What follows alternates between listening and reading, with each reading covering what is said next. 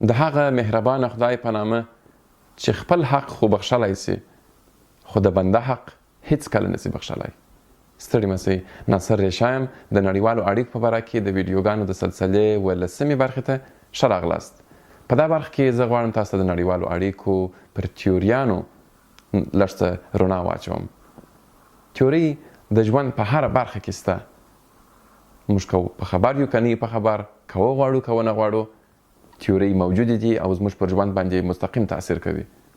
په نړیوالو اړیکو کې هم ځینې تیوریانې سته چې دا د دغه مضمون یو خورا عمده برخه تشکیلوي.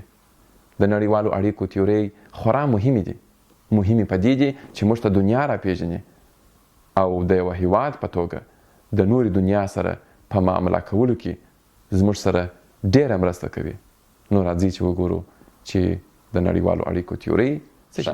د نړیوالو اړیکو تیوریانې یا تیوریګانې یا تیورۍ وار د واره د ټرمینالوژي خبره مهمه ده چې د ځینو دغه تیوریانو چې په نړیوالو اړیکو استفاده ورڅخه کیږي نومونه د نورو تیوریو سره هم مشابهت لري. مثلا ریالیزم چې کله موږ په نړیوالو اړیکو کې یادوو دا هغه د نورو علومو د ریالیزم نه دی. یا مثلا لیبرالیزم که موږ یادوو دا هغه اقتصادي لیبرالیزم نه دی او نه هم د مثلا د امریکا د لیبرال ګوند سره هیڅ اړیکه نه لري.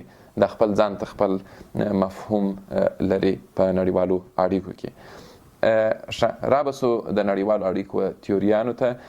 وار د واره خو دا خبره مهمه ده چې د نړیوالو اړیکو تیوري چې دي دا ایډیالوژي نه دي، بلکې دا یو اصل یا داسې یوه قاعده ده چې په کانکریټو او مشخصو مثالونو او شواهدو یې ملاتړ سوی وي. نو د نړیوالو اړیکو د تیوریو هغه لوی اهمیت څه شي دی؟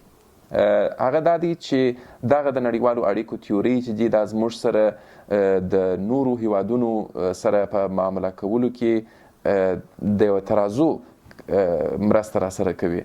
یعنی د نړیوالو اړیکو تیوري چې دي دا مخصوصا یوه هیواد ته د بهرنۍ پالیسي په جوړولو کې دونه مهمې دي لکه که څوک وینه د یوه میکروب دپاره غواړي چې معاینه کړي او میکروسکوپ څخه کار اخلي او څونه مهم دی.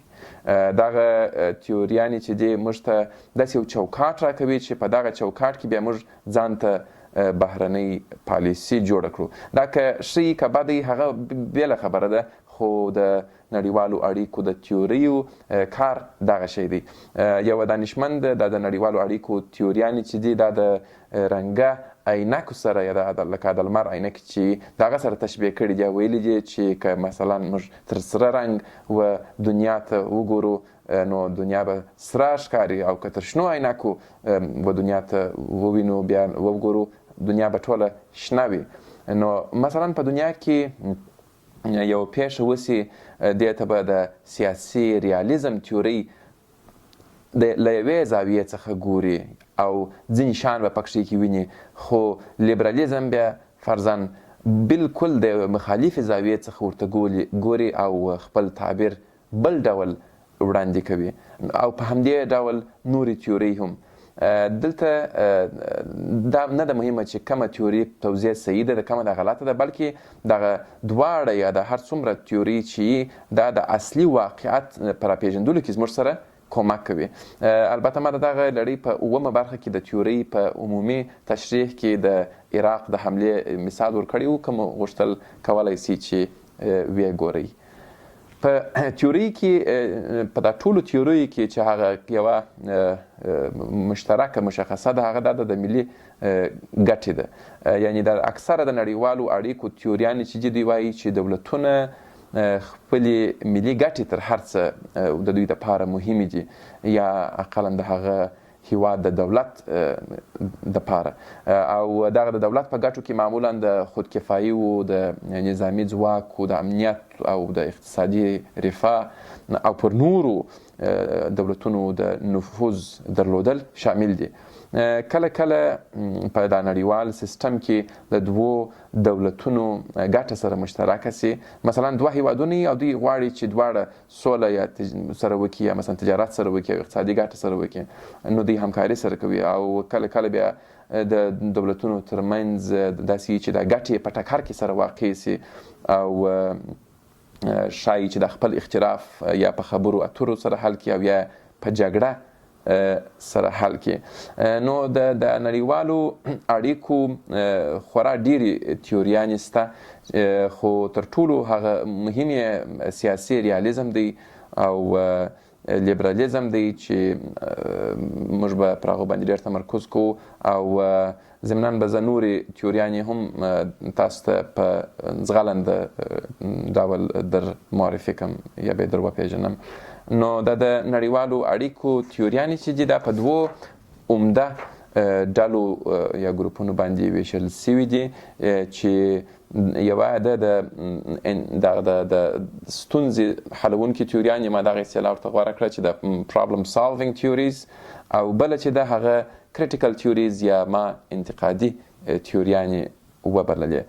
دغه ستونزه حلونکي تیوریانې چې دي دغه هغه دي چې د بهرنۍ پالیسۍ په جوړولو کې زموږ سره کومک کوي. دا موږ ته وایي چې دا دنیا څنګه ده، باید هغسې موږ ډېر لاس په ونه وو او دغسې معامله ورسره وکړو، او که یعنې وایي دنیا که ښه ده که بده ده، په دغه حالت کې باید ګزاره وکړې او د ځان د بقا په لټه کې سې. دا د ستونزه حلونکو د تیوري